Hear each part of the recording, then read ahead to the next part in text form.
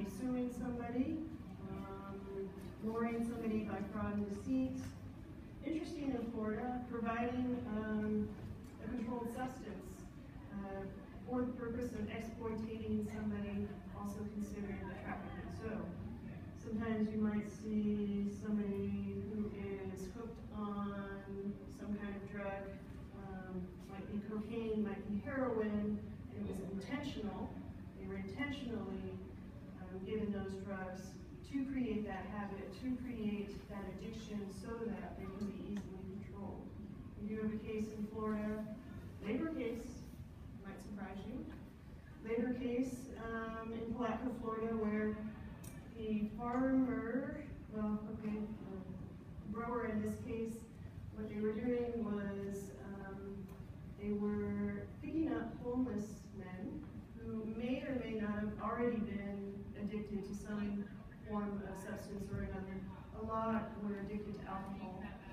Took them to the farm, paid them in crack cocaine. If they weren't doing crack cocaine, they certainly started when they got to the farm. So that was one instance where we saw that. Elements of the human trafficking, so that recruiting, so it doesn't necessarily, any one of these first processes can qualify somebody to either be prosecuted for trafficking or a victim to be able to show that you're a victim of human trafficking. So the recruiting process is a very big deal.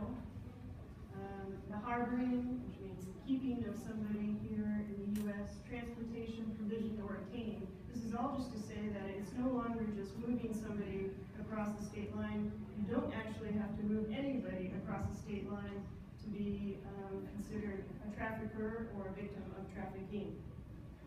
Difference though, when you hear on the news or in some of these TV shows of people who are being brought into the United States illegally, this is not human trafficking. This is smuggling. Totally different thing.